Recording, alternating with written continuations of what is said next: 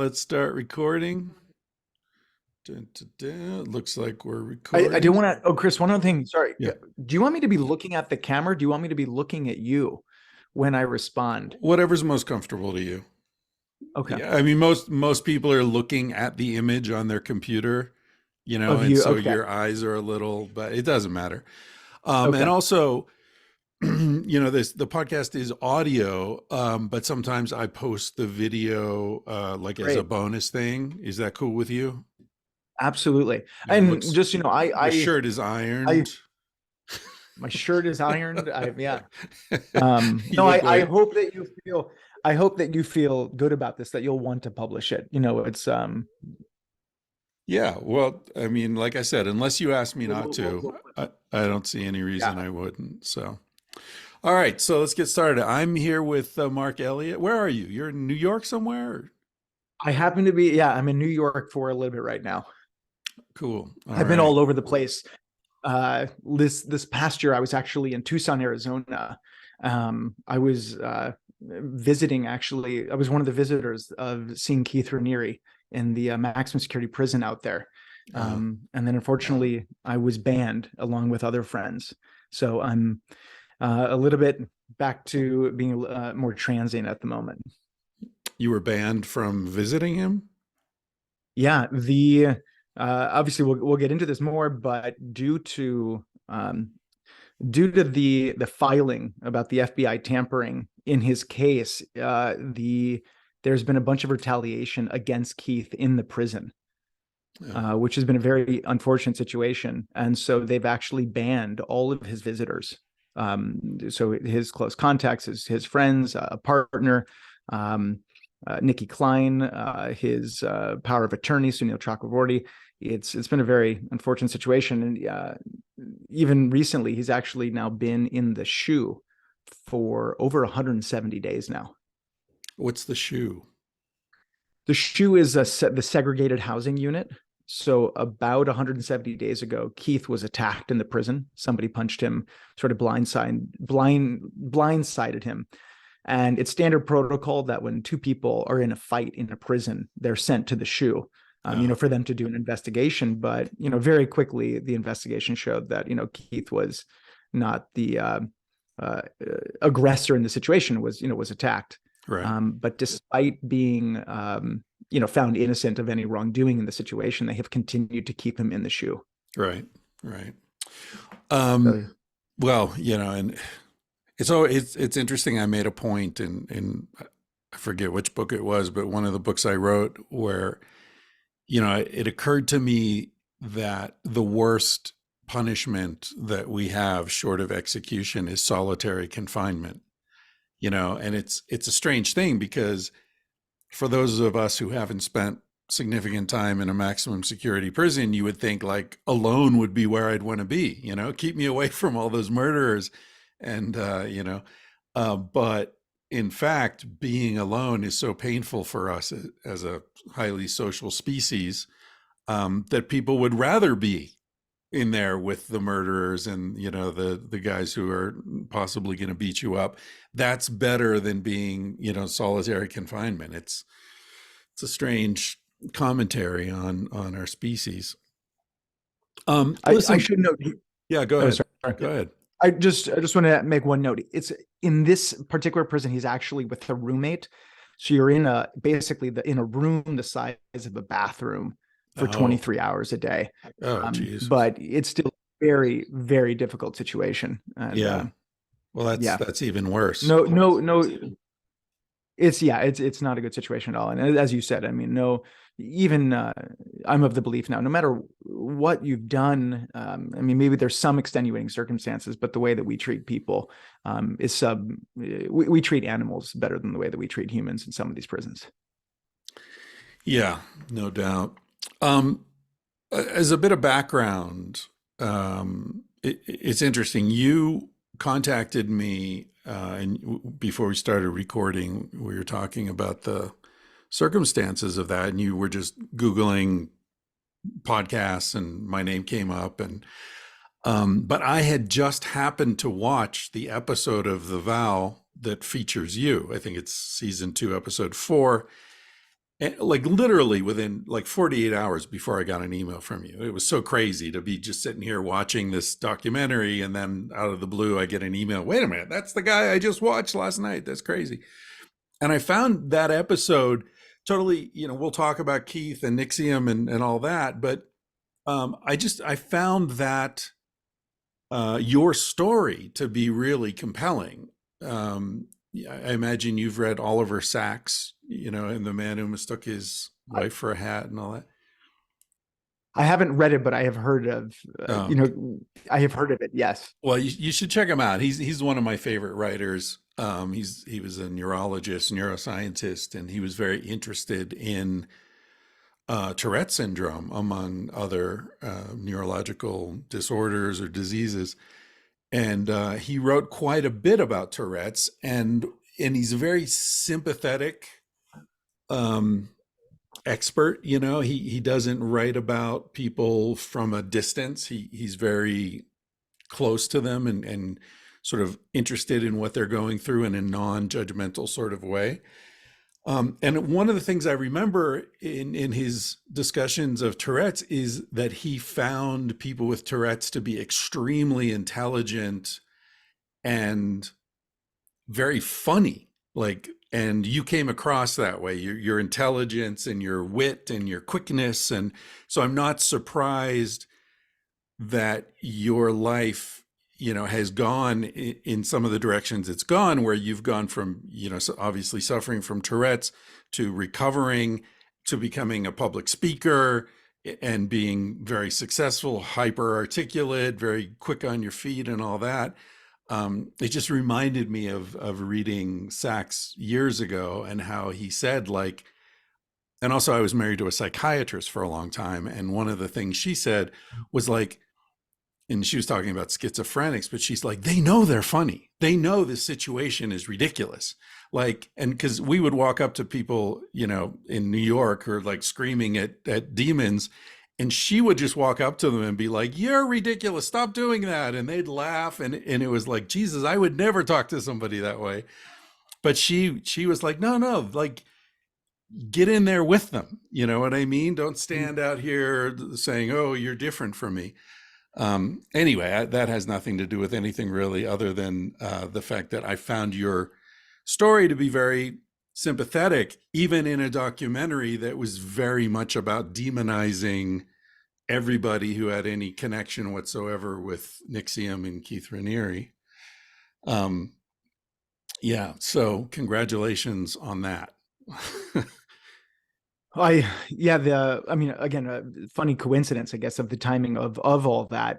And thank you for what you said. I mean, obviously it's been an extraordinary journey of, living with Tourette's was a very difficult thing. I think sometimes the humor comes out of, it's more of a way to compensate, and you're trying to make everyone feel comfortable. And that was just one way that I learned how to deal with it. So, that was sort of chapter one. Chapter two is then becoming a public speaker, with it. And it was a speech about compassion and tolerance, and using my experience of just like a very basic level of tolerance. It's not very different from where we're at in society now about, oh, we need to love everyone and accept everyone. And my whole thing from my experience with Tourette's was, look, you don't have to even understand me. You don't even have to be okay with me. Just understand you don't necessarily know what's going on. Right. And if you have if you can just become a little bit less reactive, take more of a deep breath, I guess, if you want to say, when you're reacting to something, just recognize you don't know. You don't ultimately know. And hopefully that can give you more space to have a little bit more compassion for a situation. So that was, chapter two. And then, of course, I found executive success programs where I was introduced to Keith Raniere and Nancy Solzman. And I ended up beating my Tourette's completely mind over body, which was documented in The Vow. Of course, what is now sort of chapter four is, with what happened with me. And it was shown in the episode in The Vow. I think it was episode 3. We ended up helping other people beat Tourette's. So, and that, there's no way to even begin to describe what it's like if, here I lived with Tourette's. I think I'm going to have Tourette's the rest of my life because I have a neurological genetic involuntary disorder, to now I'm sitting in a room with another person with Tourette's, and I am witnessing in front of my eyes and being able to participate in helping somebody overcome their Tourette's in 4 hours. I don't have a lot of words to describe that. And sometimes, I mean, even I feel it now, it can become very emotional for me because it's almost, I've never had this situation, but it feels like it would be reminiscent of, like, someone that has cancer and you give them a vial of, something, and their cancer is gone. Yeah. So that was, extraordinary. And now to be in a position where the US government has come in and basically terrorized a wonderful community of people that was nonviolent. And, their mission was to somehow go after this gentleman named Keith Rinne because he's such a bad guy. If Keith Rinne, people believe he did something bad, well, that's great. Well, then you can come in, you can do an investigation, you can hold someone accountable. But that's not what they did. They took a blowtorch to everything that was NXIVM, to everyone that was involved in that community, and destroyed absolutely everything, including the Tourette's Project. So it's,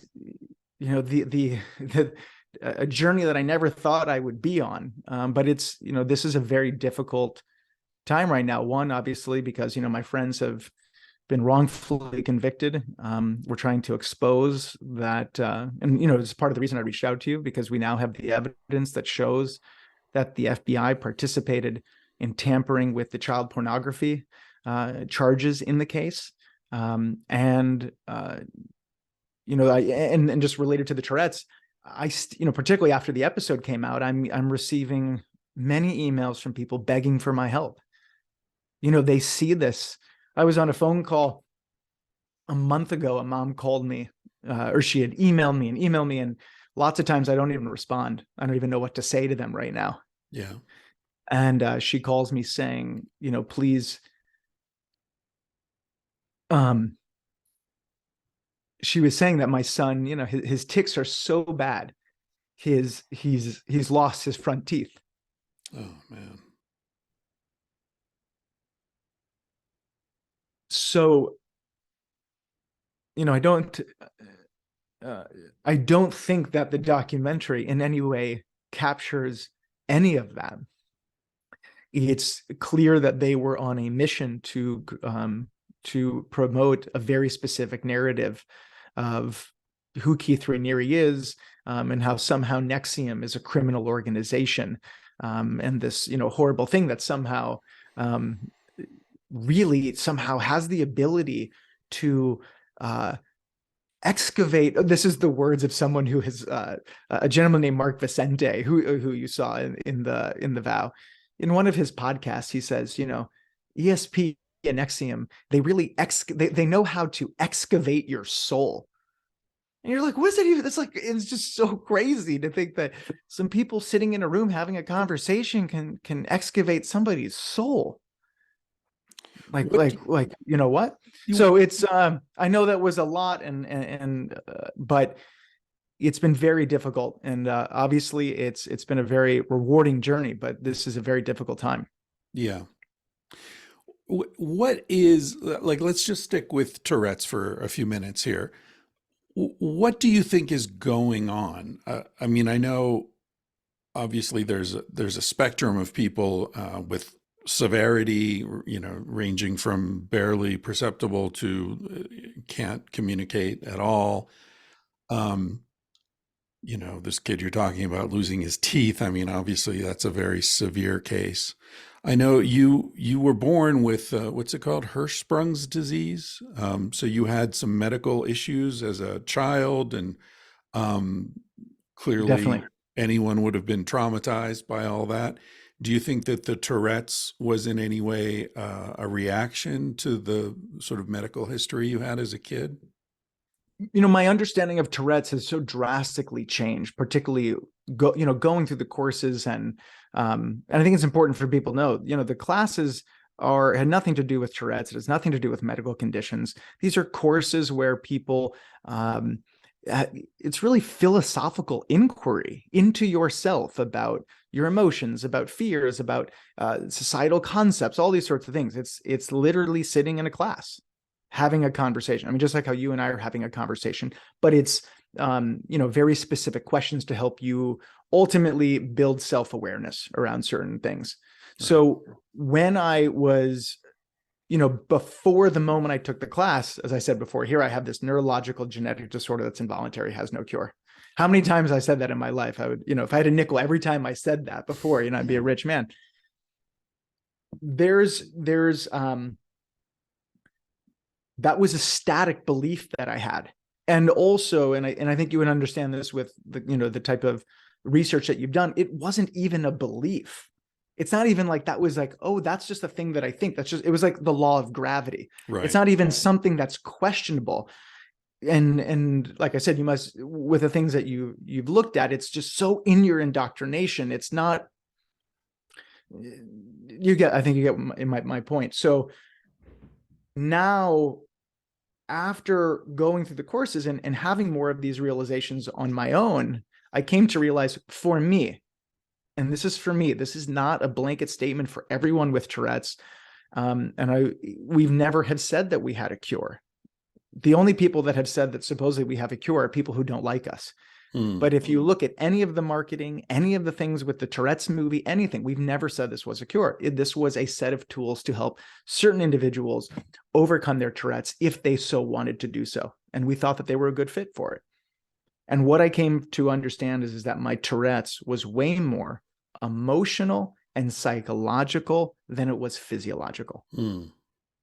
So you think framing it as a neurological disorder is a mistake from the get-go?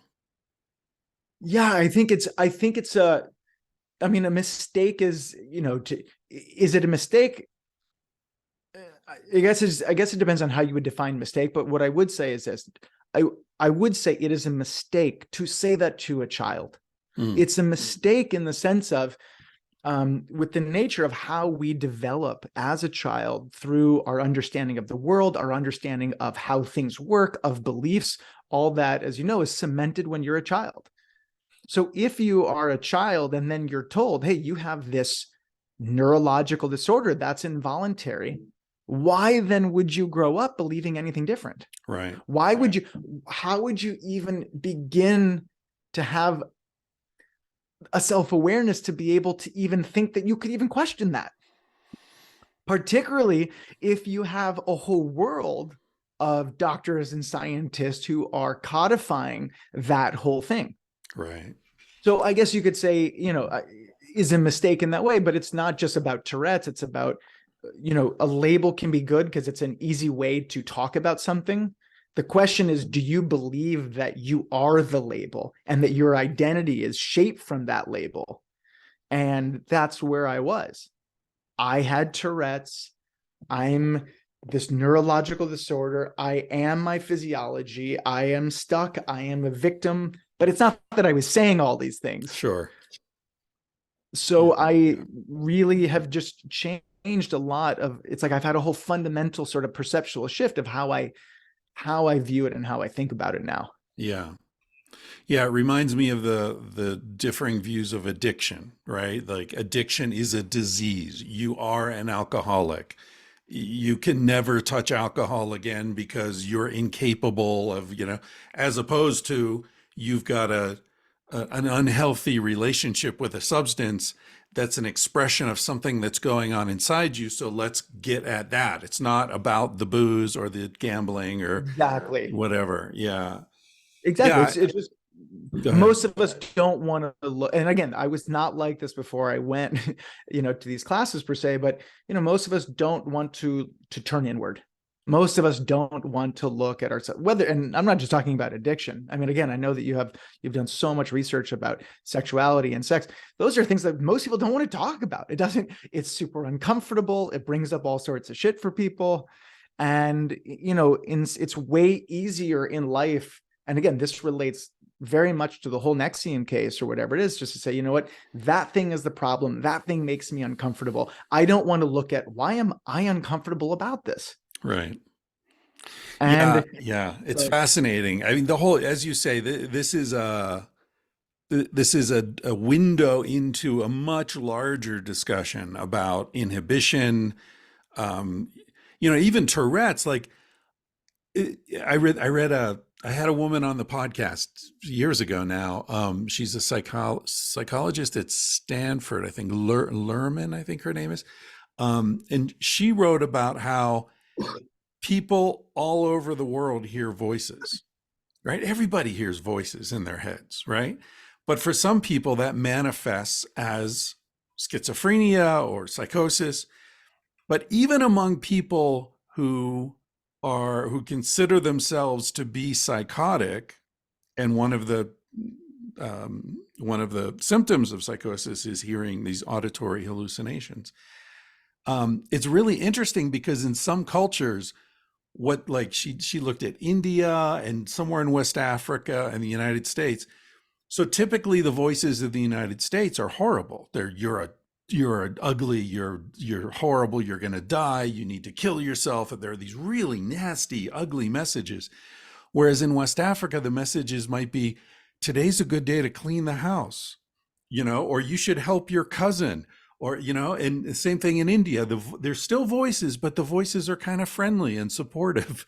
It's so interesting how these same phenomena can exist, but when they're interpreted through cultural beliefs, they can manifest as illness, right?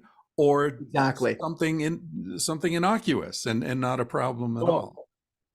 The way that I describe what you're talking about, and this is the way that I think about Tourette's. And again, I'm sorry I'm qualifying so much in this way, but this is for me. Yeah. It's for me. I've been on a long journey, and this is not for everyone. But ultimately, for me, in the simplest way, Tourette syndrome for me is an impulse disorder. Right. It's an impulse. It's, I have a bad feeling here, and this is how I get rid of that bad feeling. I feel better.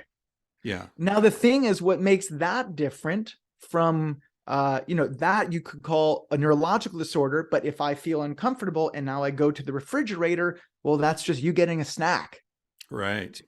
That's not a disorder, and it shouldn't be a disorder. I don't think you should call that a disorder.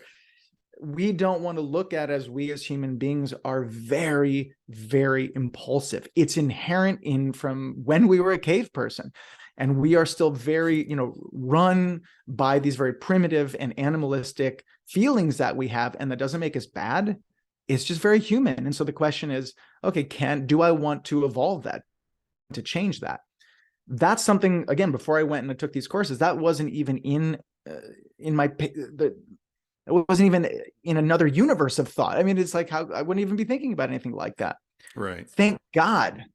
I found courses that could take me on a journey to help me look at myself like that. And then also that I wanted to go on that journey. And the courses allowed me, in a very gentle way to explore that. So that, I think, is very consistent among all humans and in all different content areas of whatever that is. And so, yeah. Some people bite their fingernails, right? Yes. I think it's kind of the same thing, right? And yes. I mean, there are many situations where I've been in a social situation and I wanted to just scream "fuck," Yes. I mean, who hasn't experienced that? Yes, and I think what's important to know is that, again, it's not like when a kid who has what you want to call the label of Tourette's in that way, because they've been told they have Tourette's. The difference of what it is for somebody maybe biting their nails now, and then someone for a kid who has Tourette's, because like I was taking the N-word in public, is that you codify that so intensely early on, and it becomes a positive feedback loop. And the other thing is, because that discomfort is very, very intense. So therefore, instead of it being just like I always describe it as an itch and a scratch. The itch is what you want to call the Tourette's, and then the scratch is me getting rid of that bad feeling. For someone that deals with Tourette's, that's like having 100 itches in one spot. Mm. And of course, as a child, I had no distinction between, oh, well, this is an itch and now I'm scratching it. It was all, one thing. Right. So I, do know that it's very hard for people that are dealing with Tourette's in that way to just stop. I mean, if it was that easy, I would have done that. Right. But that, that wasn't the case. And it's fucked up too, because I can see how the labeling of someone and giving someone the sort of disease diagnosis can come from a place of compassion, right? Like, don't beat this kid up. He's Oh not my God. screaming that word to offend anyone. He's got a disease, right? And so there, Not only, go ahead. yes, absolutely. It was comforting for me. Why Mm, am I doing all these things? yeah, And oh my God, great. I have Tourette's. Oh my God, we can put that to rest now. right, right. Which then seals you in. I mean, it kind of seals your fate, Yes. right? So it's a double-edged sword. You know, what does is there something about social hypocrisy that's triggering? And I know you're only speaking about your own experience, but like when you're on a bus with black people and white people, and you're feeling this racial tension and you start screaming the n-word, which is like, I Where did it mean, in come? a way it's like saying, let's look at what everyone's not talking about here, you I know. I don't know this. For me, I can just tell you, my itch, that Tourette itch, was, had sort of an interplay with OCD, which again, in my mind, is not a different thing. It's just Right. a manifestation of a different. I have a bad feeling, and the only way it's going to get better is if I put my hand down the garbage disposal, which I used to do. Oh If no. I say the N word, whatever it is. And for me, it was, the way that my mind was, I said, what's the riskiest thing I could say right now? Mm, And that would become the itch, and that wouldn't go away until I would do it. right. That at the core is an impulse disorder. That's I have an urge and I don't know how not to do it. Yeah. Yeah. So I don't know, there could be a lot of factors as to why some people say certain things. For me, it was, I was actively thinking, what's the worst thing that I could say? I had no control in not even saying that to myself. Right. So I just had such little control. Yeah. And that's the journey that I've been on. Not of the other thing, what makes, and again, why this is so sad, of what has happened to Keith, what's happened to Nancy, all the community, with what I've described to you as the itch and the scratch, that most people that I talk to with Tourette's fundamentally like they get that thing. The way that our society deals with most medical conditions is not unique to Tourette's, is that if you have the itch and then you have the scratch, okay, well, we can try to target the itch. So what's like the main thing to get rid of the itch for people? What happens for most people? They go to a doctor. Yeah. They're prescribed medicine. If you numb the itch, then all of a sudden you don't have the same desire to scratch. Now, that's a wonderful thing for some people. I was on a bunch of drugs. The problem is the side effects are insane. And I was comatose, basically. I almost did a 5th year of high school because I was so drugged out. So, you take the medication. If it works for some people, great, because now I'm not ticking. I don't have to get rid of it. The other thing is there's other ways to deal with the tick. So that could be like things like hypnosis, cognitive behavioral therapy. So now you still feel the itch. The itch is still there, but you start to think, okay, can I do something else with that itch? Again, that's a great thing if it can work for someone, but Right. that's fucking hard because Yeah. you've got the itch still. So the question is, what if it's the case that you could figure out what is causing the itch in the first place? And as I started to work all these different aspects of myself, of figuring out my anger issues, my compassion issues, Mm, my where some of my what you saw in the vow, areas in which my life in which I'm disintegrated, meaning like I'm not integrous about how I'm living my life. I say one thing but I do the other. All those, those things cause internal turmoil for people, whether or not they're aware of it. yeah. As I started to work those things, the most incredible thing happened. My itch started to go down. So it's not like I was just holding back and suppressing, and I still feel this itch. And I'm like, no, I don't have Tourette's. No, it's actually internally the itch was dissipating. Right. And so now, do I still have the itch? Yes. I don't think I have, to even say I have Tourette syndrome is just would be so offensive and insulting to somebody who actually is experiencing serious Tourette's. But my itch right now is probably a 3%, which is crazy through conversations.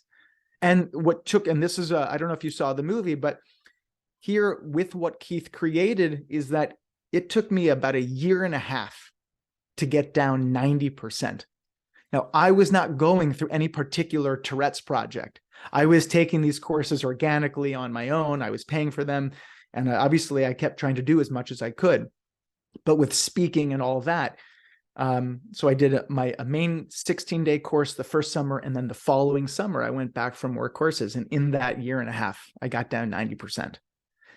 In the documentary, My Tourette's, after we had already then started to replicate this with other people, and I went out trying to find people with Tourette's, in the movie, you can see firsthand, you witness that someone that had lived with severe Tourette's for over a decade, in 4 hours, their Tourette's was down about 90%, just through a conversation.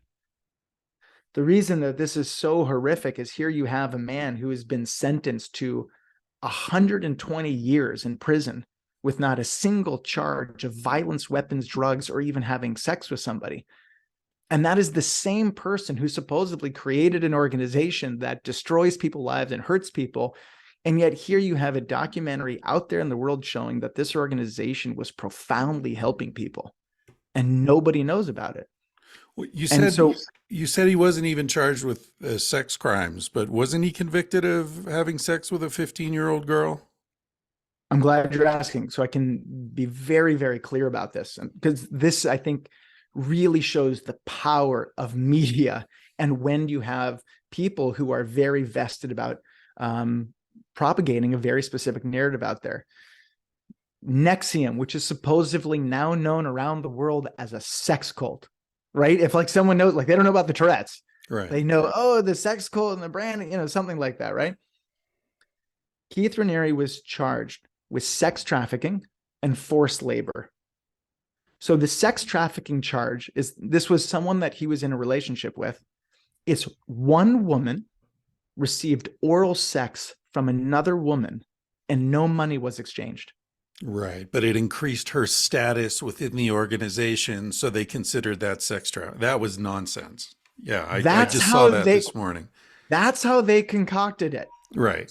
So Keith Rinne, I'm just saying this so people even know the sex trafficking, because when people think of sex trafficking, what comes to mind? Yeah. Horrific images of people being taken from another country and thrown into sex slavery and all these. Okay. So sex trafficking is this 29-year-old actress who's in the community, was a friend of mine, living a very normal life, and one time had a very kinky experience that was consensual. No money was exchanged. Yeah. And Keith didn't even have sex with. Keith wasn't even in the sex act. Right. So he was charged federal sex trafficking. The forced labor charge, the same girl transcribed 5 hours of video for a memorial of one of the leaders in our community who died. And she read, I think it was 50 articles that Keith had written. Forced labor he was convicted of. Yeah. Now, with respect to the question you had of didn't he have sex with a 15-year-old, in this trial, that was one of the most high-profile criminal cases, maybe in the last 20 years, particularly in the last 10 years in New York City, where you have a year investigation with the FBI, which is probably one of the most resourceful and powerful investigative bodies in the world. There's not a single charge of Keith Rinne having sex with somebody. He was convicted 55 days before trial. All of a sudden, the FBI found child pornography, not on a camera, not on his computer, not on a media card, on a random external hard drive in one of the houses that he frequented. And I just want to say, because as you know from from everything that you know of that you study, child pornography is this like black box, like you can't talk about it. This is not child pornography of children having sex. The FBI found 22 photos of a naked woman. They didn't know that it was child pornography based off the photo itself. It's just a naked woman. The way they were able to determine that she was 15 years old was based on the file data. Right. Does that make sense? It's not like because it's like a 5-year-old. This is a woman. Right. So, but they also said that he's the one who took the photo, and then he was charged with sexual exploitation of a minor. And that was 55 days before trial. Well, So they also have texts of him and the woman that they refer to as Camilla in the documentary. She's sending him photos and he's asking for more photos. And I mean, I don't know to what extent you want to get into the specifics, but like I was saying to you before we started recording, I see the perspective of people in the NXIVM community saying, okay, this is a scam trial. This was done in a very unfair way. There's a lot of media manipulation. Obviously, anytime sex is involved in American society, things get blown out of proportion. Sure. It's very easy to use sex to both demonize someone and to attract a lot of public attention, so it's a great tool for fucking people over. On the other hand, I gotta say, Keith Reniere comes across to me as a creep. He's a fraud. He lied about his past. He lied about degrees that he didn't have. He ran pyramid schemes before he founded NXIVM. So I also see, now that doesn't mean the guy deserves to spend his life in prison. There are lots of people who I consider to be pretty creepy who are in positions of leadership and great wealth and status. So that's neither here nor there. But I guess what I'm getting at is there an element, I don't know. I also want to say that the episode I watched about you, I have to say, I was touched by your loyalty. I was touched by the fact that you were like, this guy taught me something that helped me immensely, and I'm not going to abandon him. I'm not going to walk away from him. And I think that's a beautiful impulse, and I admire it in you. On the other hand, the world is full of fucked up people who say really interesting, intelligent things, right? I mean, there are a lot of surgeons who are probably horrible people, but they're really good surgeons. And if that surgeon saved your life, that doesn't mean that he's a good person. It means he's a good surgeon. I have everything you're saying. I appreciate, and I can answer just a couple things. The way, so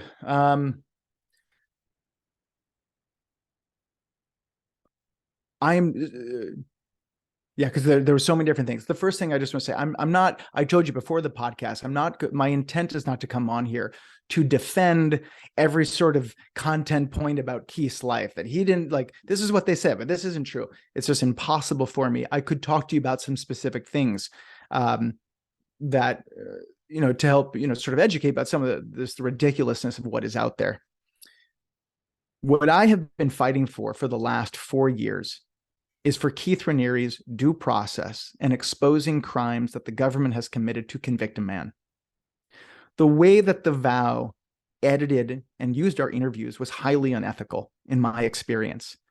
They, here they said that they were trying to bring in another side, but what's so funny is whether it's myself or Eduardo or Nikki or Michelle or Sunil, we keep saying, well, there's these injustices. There's this trial is an injustice, but never once did they enumerate what those injustices were that we were talking about. Instead, it looks like we're these people saying, well, no, Keith is a good guy. This is an injustice. I am not loyal to Keith Reniere. I am loyal to myself and my integrity and the principles that I have in my own life. What I have witnessed in front of me is a grave injustice against American citizens. Now, whether or not someone believes that Keith Raniere is the devil or not, you can think whatever you want about him. What I care about and what I did not know before this experience is the dark underbelly of the justice system. That here, if you have powerful people and who colludes with the media, they can put anyone they want in jail. I am not out there just haphazardly saying Keith Raniere is a good guy, you should like him.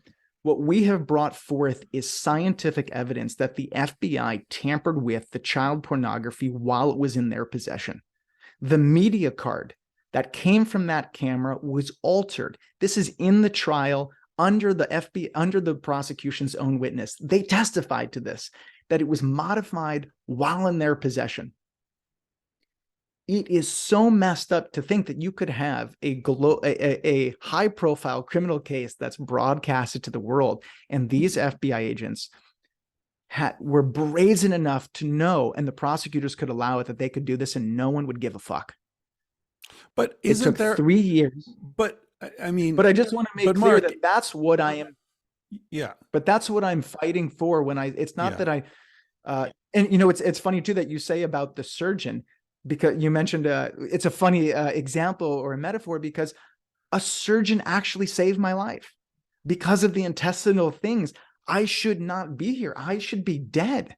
I had an amazing surgeon. Her name is Dr. Turnberg. She died like 8 years ago. I had 7 operations, experimental surgeries. I had an ileostomy. I don't have a single memory of this, but I do have a memory of my surgeon because she was like a fairy godmother to me. She was like a second mom. Yeah. I am forever grateful to her. However, if she ever committed a crime that I thought she did, I have the ability to have discernment and go, you know what? She saved my life, but I can also hold her accountable. The way that HBO makes it seem as if somehow I don't have the ability to critically think and I can't evaluate. And so I'm sort of this drone saying Keith Raniere is God. I am grateful for the tools that Keith created. I have a new life because of that and the work that I've put in. If I thought that there was a crime that he committed, I would be happy to stand up and say that. But even if I thought, this is the last thing I'll say, and this was one of the most profound moments I had in these last 3 years. And I realized that even if I thought Keith Raniere was guilty of all these crimes, which I don't believe that, but even if I thought, I should continue to fight for his due process, because that is a fight for all of us. Nowhere in the US society should we be okay with the government committing crimes to put a man in prison. And unfortunately, because of the prejudice and hate surrounding this, standing for due process in the case of Keith Raniere, when it really matters, all of a sudden makes me a brainwashed follower. Well, okay, but let me push back on that a little bit. I had a guy on the podcast a year or two ago, Stephen Donziger is his name. He's a Harvard-trained lawyer, Harvard Law School. He went down, he's a really fucking awesome dude, really good dude. He went to Ecuador, and this is like back in the 80s or 90s, and he saw what was happening to the native people in Ecuador, where Texaco, later purchased by Chevron, was dumping waste into the rivers and streams and just giant pools of oil contamination in the jungle. They didn't do anything to clean it up. These native people were dying from cancer at crazy rates. The fish were all dead that they'd been, living on for centuries. It just totally destroyed their world, right? One of the most pristine ecosystems in the world, most species per square mile anywhere on the planet, just an incredible injustice. So he represented these people, brought a lawsuit against Chevron, won $3 billion penalty against Chevron, right, in Ecuador. So then Chevron said, fuck that. We're based in the US. We don't need to pay anything in Ecuador. And they, played some games so that their operations in Ecuador were run by some subsidiary and it wasn't actually Chevron, and how corporations do this. So he refiled the lawsuit in New York, won the lawsuit in the United States, and then was the Justice Department looked into bringing charges against him because Chevron filed all these complaints. The Justice Department said, no, this is ridiculous. We're not filing any charges against this guy.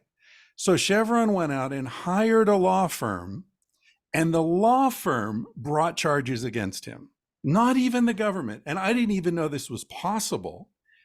The government declines to prosecute, but a company can hire another company to prosecute. He spent 3 years in house arrest with an ankle bracelet on. They revoked his law license. They've tried to make an example of him, right? Why do I bring this up? This is a really good dude who's defending the rights of people who are, have no voice. He is very powerful. As I said, he's a Harvard trained lawyer. Obviously, he's got lots of friends. Roger Waters and Sting and all these famous people were going to visit him in his apartment and, talking about his case and all this. And this guy gets fucked by the criminal justice system in the US. Of course, Keith Raniere is going to get fucked. Keith Raniere's nobody. Keith Raniere is this creepy guy who's branding women, and he's got his little sex thing going on. And, far be it for me to condemn him for that. But I guess what I'm saying is maybe I'm jaded, but your crusade to save Keith comes across to me as naive. Dude, how many people are in prison because they had a nickel bag of weed in 1987? Why not defend them? Right? Hold on. I thought you said you were pushing back. It sounds like you agree in some sense with what I'm saying. Of course, I agree with the premise. But what I'm saying, what I'm curious about is, I think the reason people think you're brainwashed is that you're taking all this passion and this righteous anger, which I think is well-founded, and you're employing it in defense of a guy who doesn't deserve it. I don't think he deserves to be in prison. But I don't think he deserves so much loyalty either, because clearly, you say the FBI manipulated the media file, but do you really think he didn't have photos of this 15-year-old girl on his phone? All those text messages, the branding of women. There's some creepy, fucked up shit going on, which Keith is himself a victim too, I'm sure. I don't know what happened to him in his childhood, but, victims victimize. That's the way the world works. But I guess, and I've been talking too long here, but my point is, it's okay. Why defend him? You're right. The system's fucked up. A lot of innocent people are in prison. But I feel like there are a lot of people who are more deserving of your advocacy than he is. I understand. One, I just want to say a lot of the perceptions that you have about Keith, it's not that I think it's weird it's not like that I don't understand why you think that. Like, even just you saying something like he branded women, that's not even true. Again, based off what's out there in the media, that is what is portrayed. Keith Raniere had no participation. He wasn't branding anyone. He wasn't in the room even. But that's a kind of thing that can be easily taken out of context and amplified around the world, and it's incredibly salacious.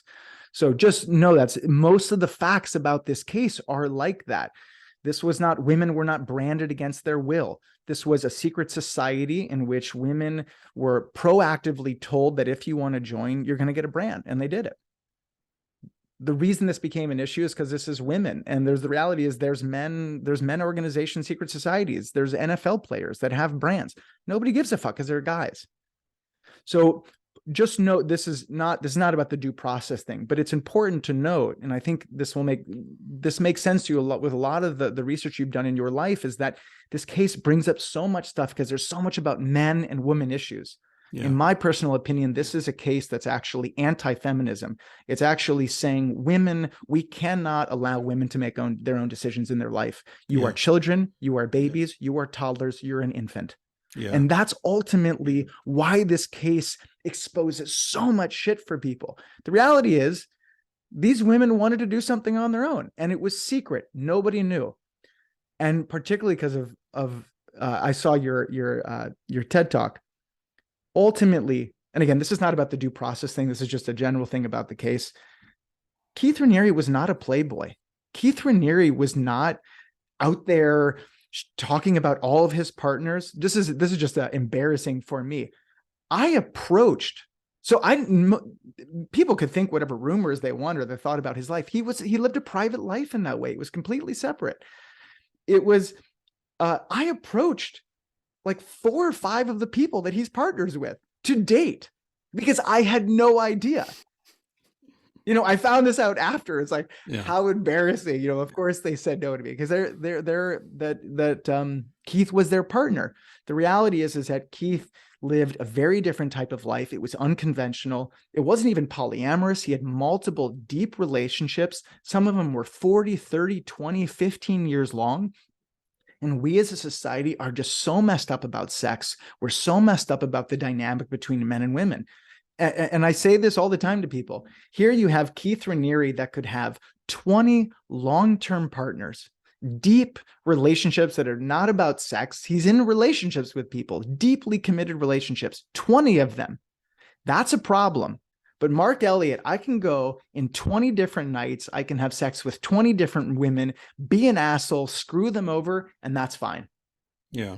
So this this is just a general thing. It brings up so much unconscious, subconscious fears for people, which makes it very difficult for people to evaluate rationally.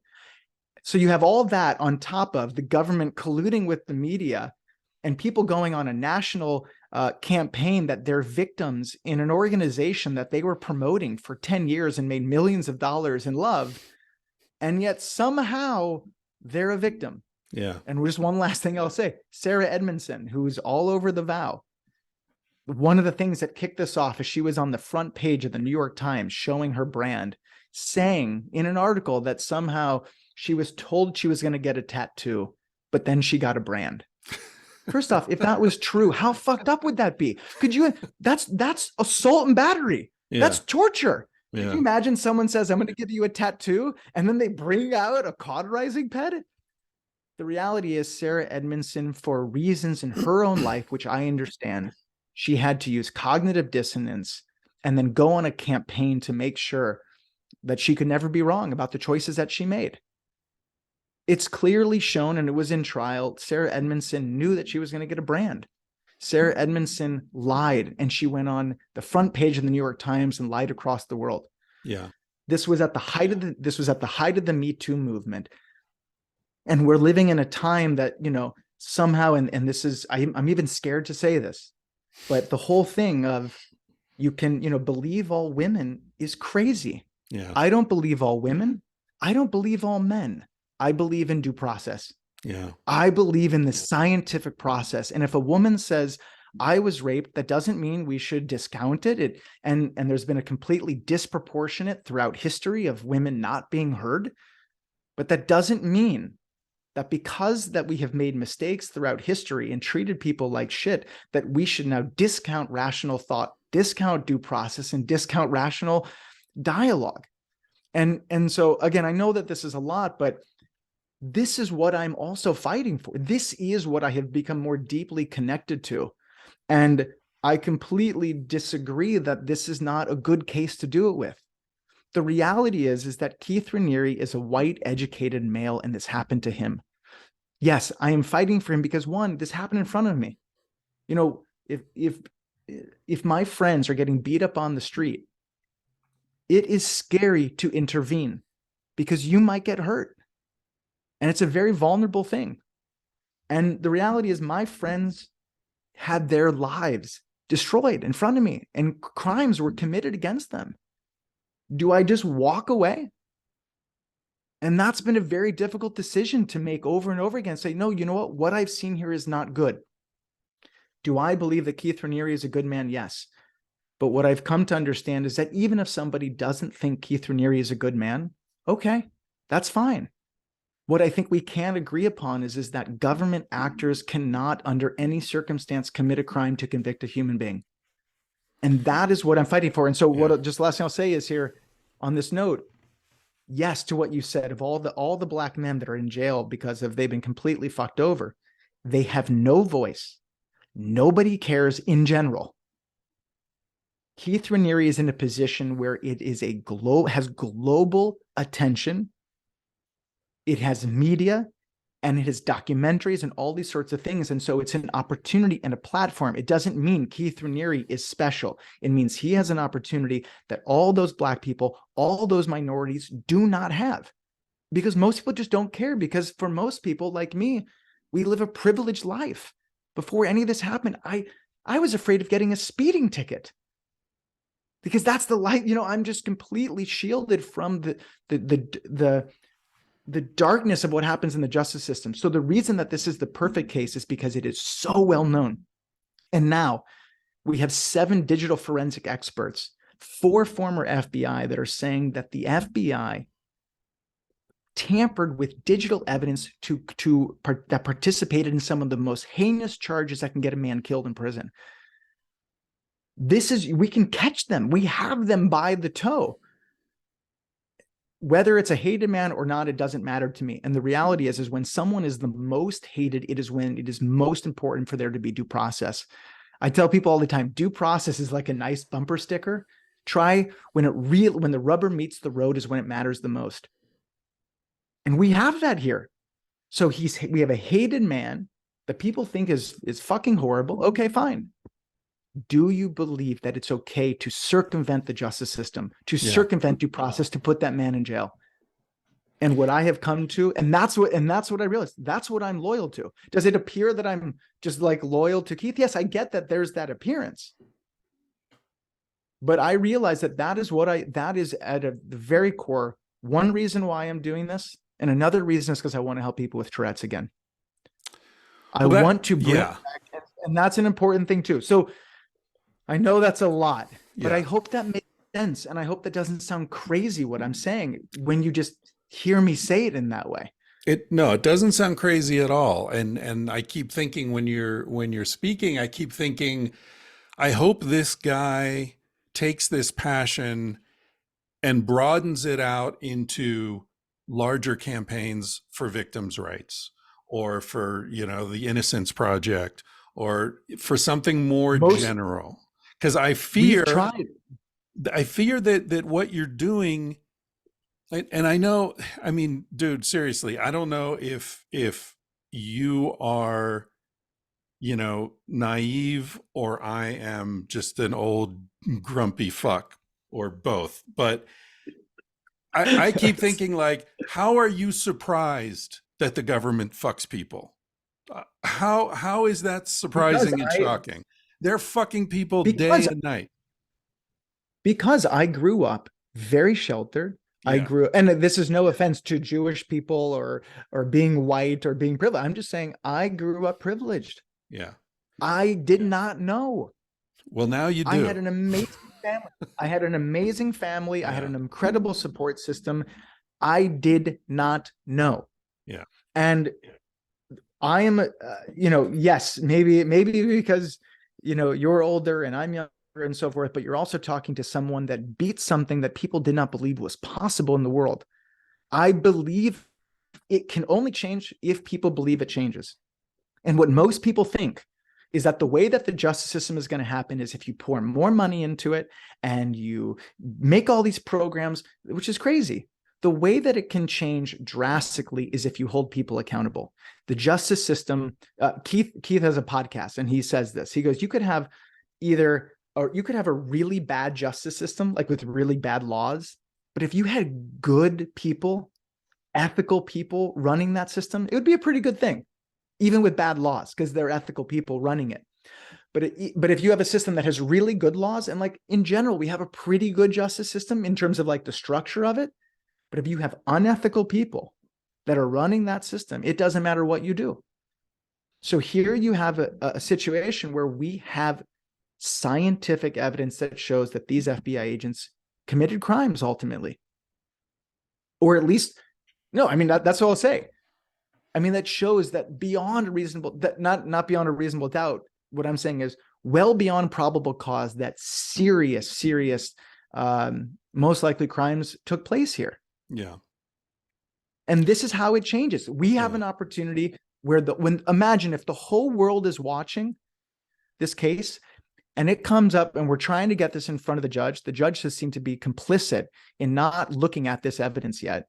Imagine the opportunity that the United States has. And here you have one of the most high-profile criminal cases. And somebody comes out and says, I don't care what this man did. What is worse than anything he could have ever done is the United States commit a crime against him. And they let him free because he should be free because he did not receive due process. That in itself could completely change the entire justice system and could put every prosecutor, every FBI agent on notice saying, we're done with this. The reason why minorities are experiencing what they have experienced in this nation with the justice system is because, and this gets back to impulses, people put their prejudice over justice, how they feel over justice. It's at the very core, it's how I feel, which is not necessarily rooted in reality. It's not necessarily rooted in justice or due process. How I feel is more important than the law, than due process. That's what has happened to Black people, is right? And that's why there's a lot of anger out there, is that there's people that are prejudiced that do not care. Yeah. So at what point does it stop? Yeah. The buck has to stop somewhere. And so I'm saying, for me in my life, I want it to stop. Yeah. And I have an opportunity to do that here. I hope so. So is it naive?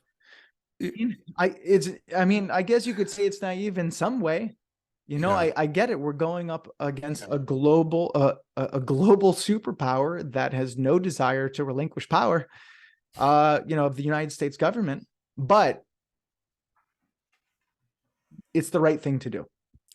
I just hope that your passion won't be drained by fighting an unwinnable fight, because there are fights that are winnable, that your passion would be. Sometimes the most, no, I know, but sometimes the most incredible things that have happened throughout human history because people did things that most people believe was not possible. Sometimes, but for every time that happened, Sometimes. 99, Exactly. it went exactly the way they thought it would go, But the thing is, the people in power, the judges, these prosecutors that can act with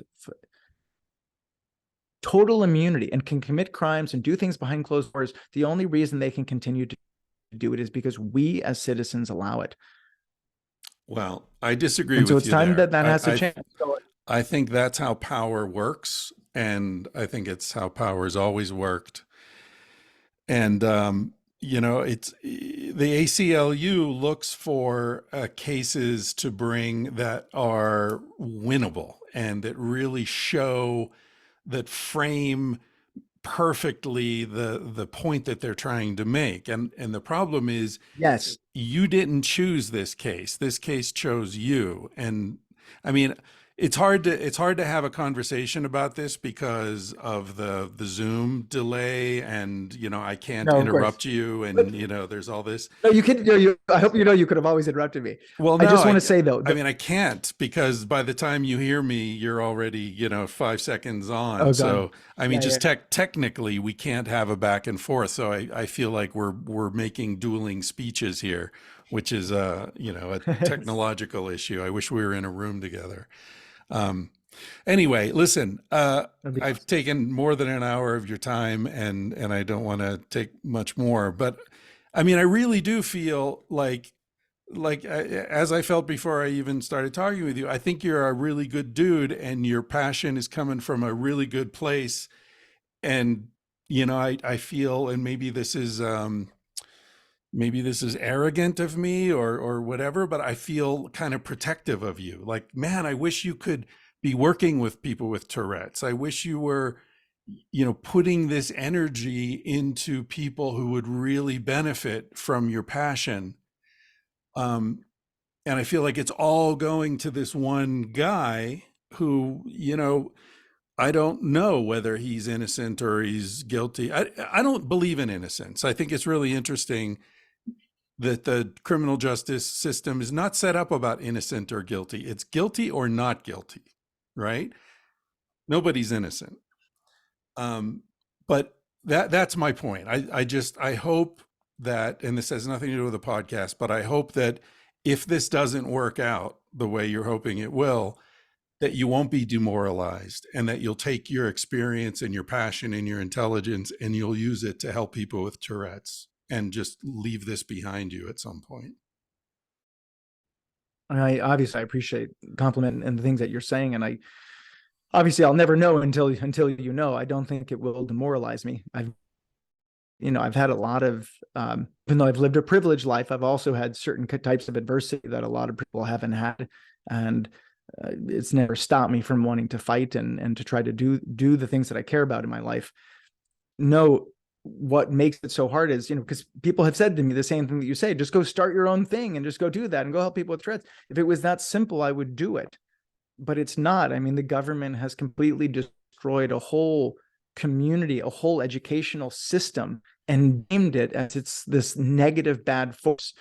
The reason why I'm fighting for this is because I'm trying to ultimately show that it was a force for good. That's one of the things. And then there's the process things too. People are, I've had death threats. I have people, whatever I go do, because I'm unwilling to say that NXIVM was, that Keith Rinne is this horrible guy, I'm always a target for people in that way. I mean, you saw the vow. I mean, you saw the Moira Kempenza, who's the lead prosecutor, completely scoffed at the Tourette's Project. As, that was just like, I mean, if you wanted more evidence of a woman that has an agenda, I mean, what kind of person just says, "Oh yeah, no, that's just the thing that Nancy did." Yeah, but no, that had nothing to do with Keith Reniere. Did you see the episode? Did you watch the episode? I mean, the whole episode was about how Keith Reniere and NXIVM profoundly help people with Tourette's, and then you have the prosecutor at the end say, "Oh no, that had nothing to do with Keith Reniere or NXIVM." So, I believe that the education Keith created was on the cutting edge of helping people with Tourette's. Right now, you have some people with severe cases of Tourette's, and I'm not saying that we can help them, but they get deep brain stimulation. That means they cut open their skull, they drill into their brain, put electrodes into their brain, and connect it to a pacemaker in their heart. That's what some people with Tourette's are doing. We had an education that through conversation, somebody could own Tourette's, and Tourette's, I know in my heart, was just the beginning in terms of helping neurological disorders, OCD, ADD, ADHD, social anxiety, all these types of things. Tourette's was like the mother disorder. I don't want to live my life, trying to help people with Tourette's in the closet. Yeah. Well, I'm trying to ultimately, yeah. So I'm trying to do what's right for what I know is right for me. I want to help my friends. I want to try to expose injustice. And I understand it's a hard fight. Yeah. Marc Elliot, thank you for your time, man. I really appreciate it. Again, let's do this sometime when we can be in the same room and we can actually have a organic conversation, because I think, we've touched on some of the resonances here. I do think this resonates with so many different things: sexuality, the Me Too movement, criminal justice, whether good people can do bad things or bad people can do good things. I mean, there's so many interesting themes woven through this situation that you're in the middle of. It deserves a lot of conversation, and so I appreciate it. Well, thank you so much for having me. And also just, like I said, I've had so much hate. There's so much prejudice around this. And so I just appreciate the open and even just kind conversation. So thank you. Sure, man.